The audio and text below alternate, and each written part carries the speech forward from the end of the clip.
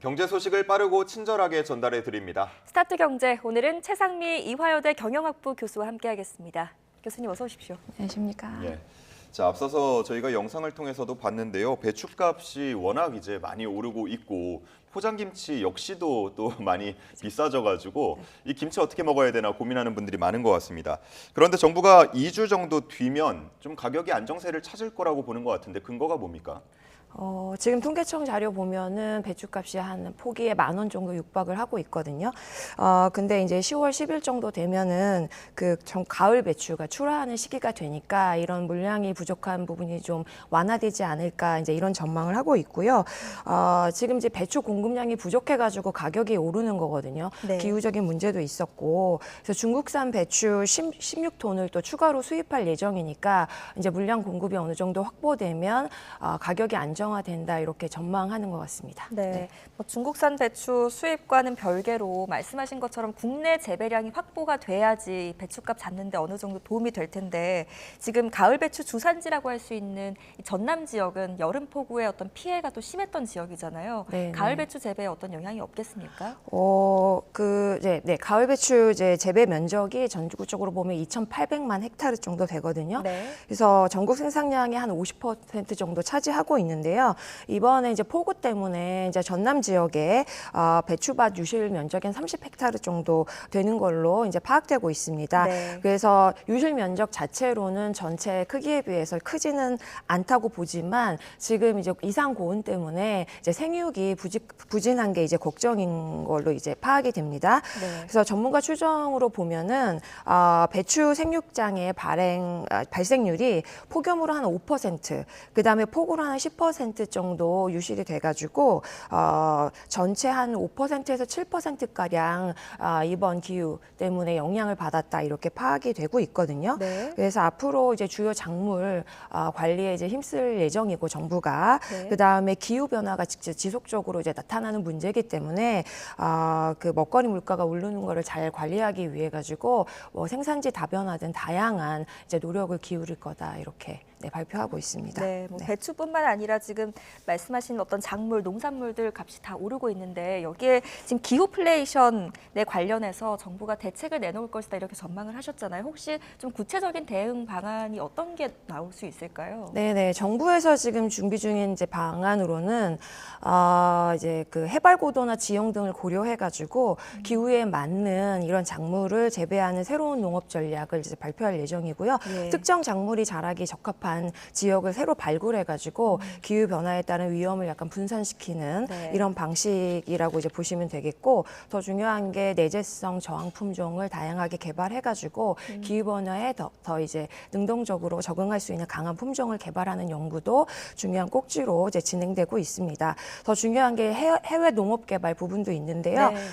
해외에서 적합한 농지를 확보해가지고 물량이 부족할 때 국내에 이제 적극적으로 수입하는 이런 방안도 이제 고려되고 있습니다. 예, 뭐 말씀을 해주신 것처럼 보다 근본적인 대책이 마련이 되고 또 시행되기를 모두가 바라고 있는데 어쨌든 당장 이 배추값 문제를 해결하기 위해서 궁여지책으로 중국 배추를 들여오고 있는데 우려도 여전히 남아 있는 것 같습니다.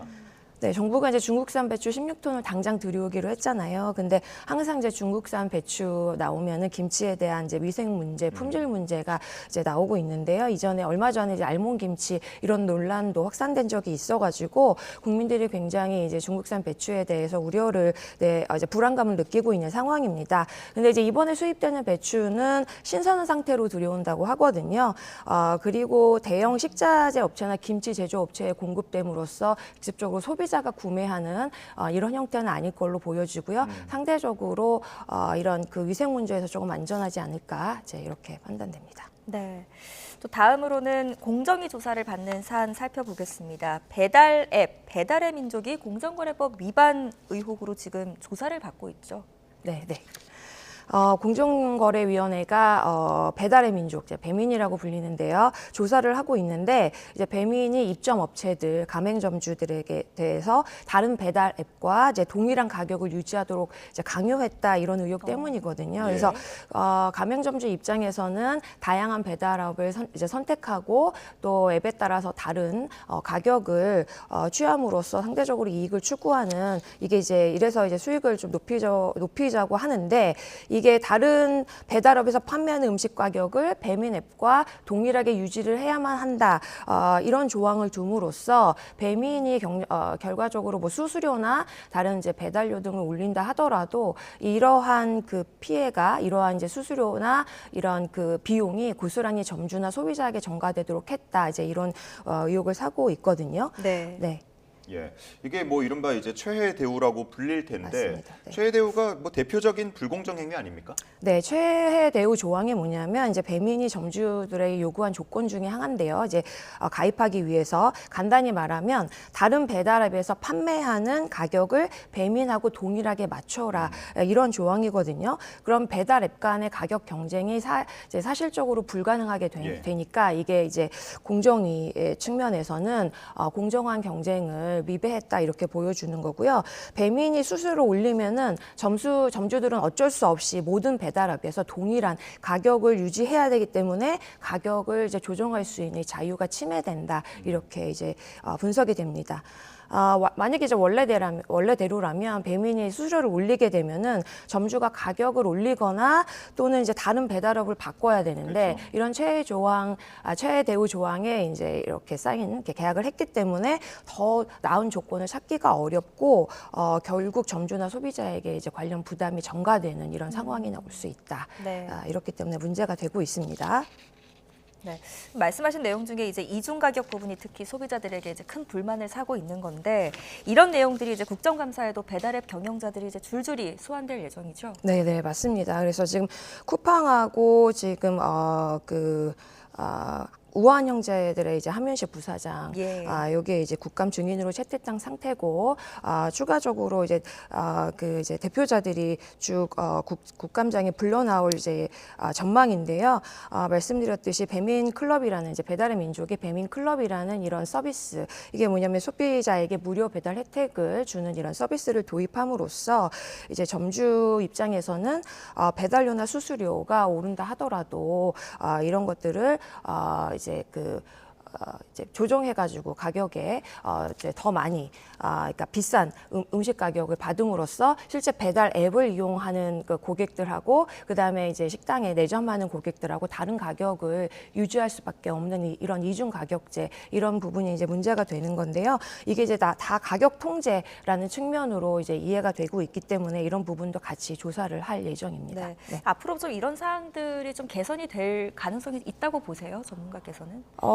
이제 원래 이 플랫폼 같은 경우는 굉장히 그 많은 소비자나 사용자들을 확보함으로써 이제 시장의 성장성을 유지하는 경우가 있고 결과적으로 초기에는 매우 이제 저렴한 비용으로 시장에 진입을 하기 때문에 독과점적인 지위를 가질 수밖에 없기 때문에 사실 나중에 이제 독과점적인 지위를 활용해서 이런 가격을 올린다 하더라도 소비자 입장에서는 대응할 수 있는 이런 그 힘이 약해질 수밖에 없습니다. 그래서 정부가 다양한 이제 제도와 입법을 통해 가지고 이런 부분에 대해서 이제 다양한 정책을 내놔야지만 개선이 될 수 있다. 이제 이렇게 분석이 되고 있습니다. 제도를 말씀을 하셔서 지금 소비자 입장에서는 안 그래도 지금 외식 물가 비싸고 또 살기가 팍팍한데 이런 이중 가격 꼼수적인 이런 부분들이 참 씁쓸하게 다가오거든요. 제도적인 부분에서 이런 이중 가격이 부과되는 부분에 대해서 좀 확실하게 명시를 해야 하는 거 아닙니까? 그런 부분도 있을 수 있겠는데 아무튼 이게 전 세계적으로 이런 IT 기반의 플랫폼 경제는 확산되고 있는 중입니다. 그렇다고 이제 국내에서만 너무 과도한 이제 정책, 이제 규제 정책을 내놓게 되면 또 관련 업계 성장에 저해를 할 수 있기 때문에 이제 그러니까 다양한 플랫폼 업체들이 국내 시장에 들어올 수 있게 하고 이들이 공정한 경쟁을 통해서 소비자에게 보다 나은 혜택과 서비스를 제공할 수 있도록 하는 이 정부의 노련한 정책이 필요합니다. 필요한 시점이라고 볼 수 있습니다. 예, 알겠습니다. 다음 주제 보겠습니다. 최근 고령화 사회가 진행이 될수록 노후 준비에 대한 걱정도 커지기 마련인데 연금을 받더라도 생활비 걱정을 계속하는 고령층이 많다는 통계가 나왔다고요? 네네. 지금 보니까 이제 통계청에서 밝혀진 것처럼 연금을 수령하는 이런 고령층의 51.2%가 현재 일을 하고 있다고 이제 밝혀졌습니다. 이제 이유를 보니까 주로 금전적인 부담 때문이라고 나타났거든요. 예. 그 다음에 이 이제 조사에 따르면 연금을 받는 전체 고령층의 63%는 나이와 상관없이 계속 일을 하고 싶다라고 이렇게 답을 했습니다. 이제 그중 절반 이상이 생활비를 충당하거나 돈이 필요해서 이제 일을 한다 이렇게 보여지거든요. 근데 이제 이걸 연금제 수령하는 이제 그 액수. 월평균 액수랑 비교를 해보니까 고령층이 받는 연금의 평균, 월평균액이 82만 원에 그치고 있습니다. 100만 원이 안 됩니까? 그렇죠, 그렇죠. 그래서 이게 사실 보면은 노후 최소 생활비가 이제 국민연금연구원이 추정한 노후 최소 생활비가 개인 같은 경우는 월 124만 원이 평균 필요하고요. 부부는 월 198만 7천 원이 필요하다고 하는데 이에 비해서는 턱없이 부족한 액수다. 이렇게 보여지기 때문에 결과적으로 연금을 받는 노령층이라 하더라도 일을 해가지고 부족한 생활비를 충당해야 된다. 이런 현상으로 보여지거든요. 네. 사회 구조가 지금 변화하고 있기 때문에 제도와 정책도 그에 맞춰서 속도를 맞춰서 보완이 이루어져야 한다라는 말씀이신 건가요? 그렇죠. 그래서 정년퇴직 이후에도 지속적으로 이제 재고용을 하거나 그 다음에 정년을 폐지하거나 아니면 이제 고용 연장하거나 연금에 대한 여러 가지 이제 제도 개편 등을 통해 가지고 이런 논의를 좀 더 속도를 내서 개진해야 된다 이렇게 보여지고 있습니다. 예. 네. 자, 마지막은 해외 증시 전망도 한번 보겠습니다. 어쨌든 금리 인하가 시작이 됐고 앞으로 추가적인 인하에 대한 관심이 커지고 있는데 이번 주에 미국의 고용 지표가 발표가 된다고요. 네, 맞습니다. 이제 이번 주에 고용될 지표 중에 이제 고용 지표, 이게 이제 9월에 미국 비농업 부분에 있어서 고용이 얼마큼 됐는지 하는 이제 고용 보고서인데요. 이게 굉장히 시장에는 중요한 핵심적인 정보로 이제 꼽히고 있습니다. 예. 왜냐하면 이제 최근 증시를 보면은 가장 주목받는 이제 주제가 미국의 고용 이 어느 정도 건전한가 네. 이 부분이거든요. 이제 왜 그러냐면 이게 미국 노동 시장이 얼마만큼 건재하느냐 이걸 보여주는 이런 지표입니다. 그래서 이제 전문가들이 예측하기에는 9월 신규 고용이 약 14만 4천 명 정도 증가할 거라고 예상되고요. 실업률이 4.2% 수준을 유지할 것으로 이제 예상을 하고 있는데요. 만약 고용 지표가 부진하게 나온다면은 경기 침체 우려가 다시 나타날 수 있거든요. 이제 이러면 이제 증시에 굉장히 부정적인 영향을 미칠 수가 있는데 반대로 연준이 금리를 추가로 인하해야 된다 이런 데 영향을 준다고 이제 분석이 되면 이런 기대가 높아지면은 시장에 긍정적인 영향도 줄 수 있다 이렇게 볼 수 있습니다. 네, 이번 주에는 다른 고용 지표들도 같이 발표가 되기 때문에 그것까지 함께 또 살펴보도록 하겠습니다.